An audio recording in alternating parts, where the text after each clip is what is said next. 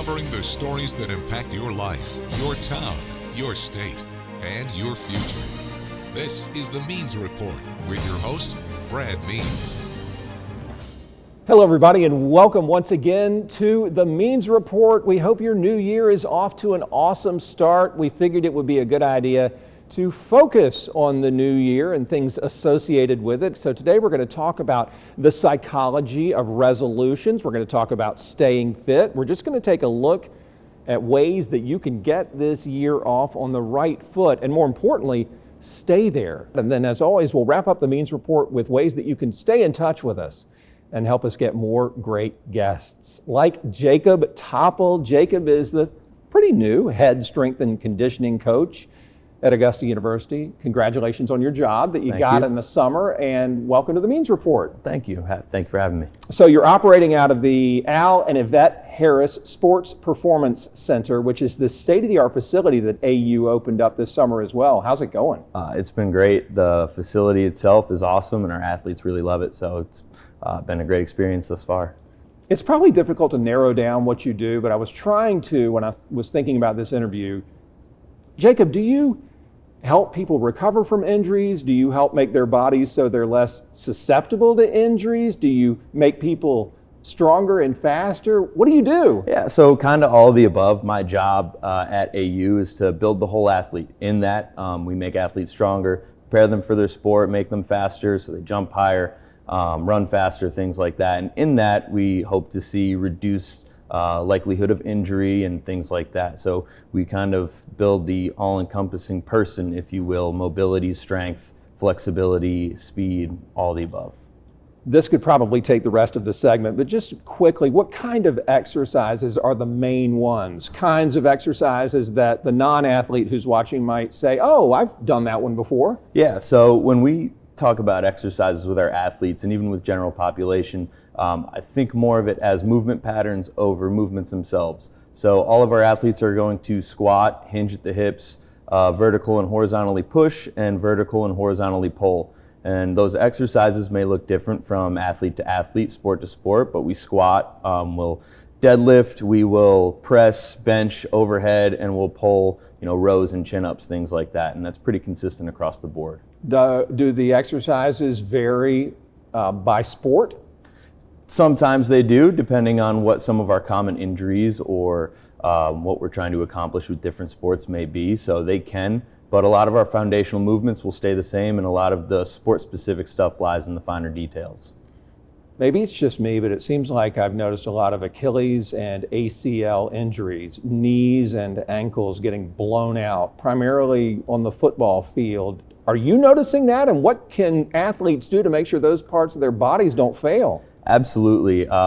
Thankfully, we haven't seen much of that in our space, but I think a big contributing factor could be, athletes' ability to recover. We see a lot of younger athletes, especially as they come up through sport, doing so much now with travel sports, basketball and baseball being two of the biggest ones, and it's a lot on the body. So time off is always a good thing. Focusing on your sleep, recovery, and nutrition as an athlete and as a person in general is always a good thing. And those things that you take care of outside of what you're doing in your sport and in your training can go a long way towards keeping you healthy. I love that what you do can apply to regular everyday folks who aren't student athletes. And so I'll ask you, some of the things you mentioned, focusing on pushing and pulling and hinging, can we do that at home if we don't have access to something as fancy as the Harris Center? Absolutely you can. It doesn't take much to be able to move your body weight.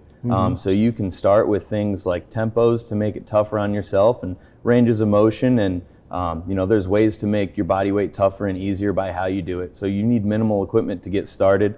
And I can think back to COVID times when a lot of people were exercising with backpacks filled with books. So there's ways to make it difficult on yourself without needing a big fancy weight room like we've got here at AU. What's the importance of the pre-workout routine? Sometimes I've tried to do stuff without stretching, and it is detrimental to say the least. Should you focus on certain things before you really get into the workout? Absolutely, and a good warm-up is essential, especially as we start to get further and further along in our lives outside of sport, we're preparing the body for activity. So whatever that activity may be, we want to make sure that we're ready to go. So when we do start, we really minimize the risk of injury. That goes a long way towards keeping us healthy, like we talked about earlier. But yeah, absolutely, a warm-up is the foundation for a good exercise session. And are you talking about just slowly and carefully stretching each part of your body? That can be part of it, and we want to stretch. Flexibility plays an important role, but we also want to get the heart rate elevated. So you can start with things slower like static stretching or more mobility movements, and then you start to ramp it up to where we're kind of moving through ranges of motion, moving faster and trying to get the heart rate elevated, whether it's skipping, whether it's hopping, doing body weight squats or things of that nature. All right, let's talk to two groups of people. First of all, the newcomer to the world of exercise. Second of all, the veteran in the world of physical fitness. To the newcomer, what's an easy way to get started for someone who wants to say, I need to move, I need to be better at my overall health? What can they do to make them feel like they've done something?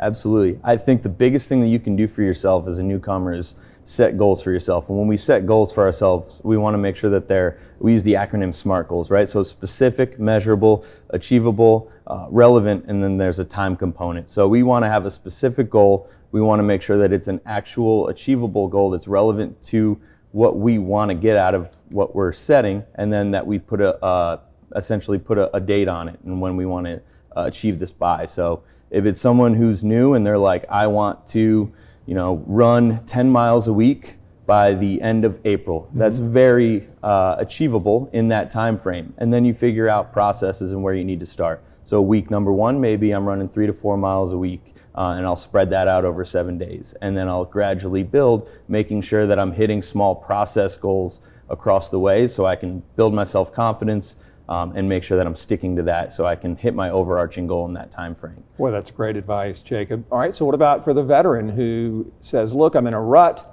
I need to step up my regimen. What can they do to get to the next level? I think one of the best things that you can do for yourself as somebody who's been training or exercising for a long period of time is try something new. It's always fun to be a newbie at something again, whether it's a sport or an activity. Taking up something as simple as a kickboxing class or martial arts class or something you've never done before that is a different kind of physical activity than you're used to.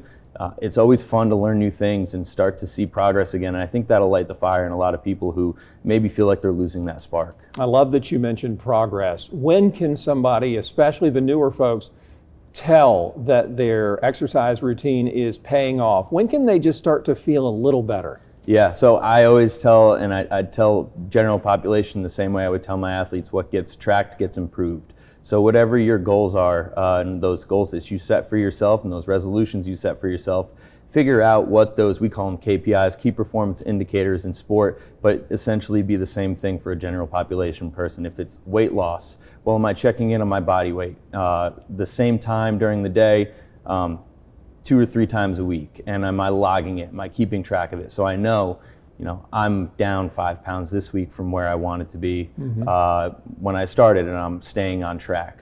So just tracking your improvement, making sure that you're staying consistent with that, the same times, same days, that'll go a long way towards seeing those results. And then being patient, understanding that it's not all going to happen at once. Right. Sometimes that's tough. Yeah, absolutely. And people can get discouraged by that, but eventually when you do start to see it pay off, something will click and you'll realize, hey, this is working. So, especially in the front end, you really just have to stick with it and trust the process, make sure that you're doing the right things. Couple more questions. First of all, tell me what you think about water, because I see people here at Channel 6, I'm sure y'all see it at your offices as well, with gallon jugs on their desk that they must consume by the time they clock out. Can we overdo it, underdo it? What do we do with water? Right. I will say it's very hard to overdo it. It's much easier to underdo it. So I would always aim on the side of having too much rather than too little during the day. A good guideline that we always use with our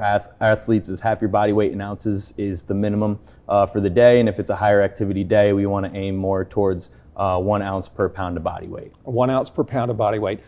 What about fasting, especially if someone is like, I need to lose weight? You talked about instant gratification. It's typically non-existent. But if somebody needs to drop some pounds, do you like fasting?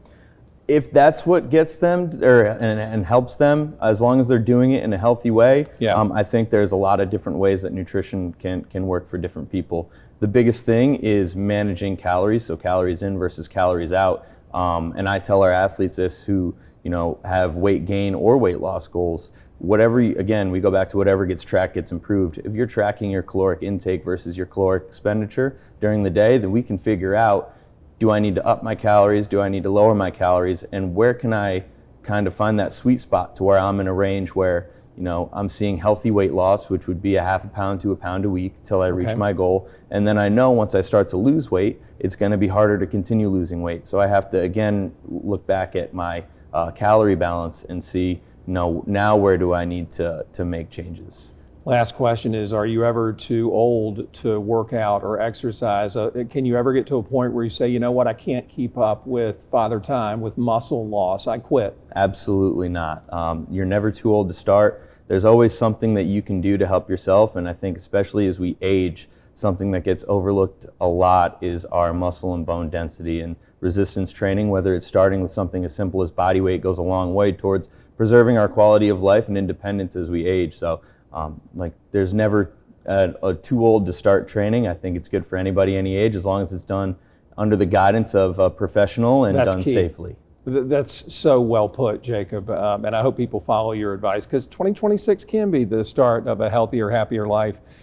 Jacob Topol, head strength and conditioning coach at AU. Thank you for your insight and expertise. I appreciate you. Absolutely. Thank you for having me. Absolutely. When we come back, what about those New Year's resolutions? Jacob talked about them, set simple goals, but how do you stick to them? We have an expert also from our friends at Augusta University to tell us all about that when we come back.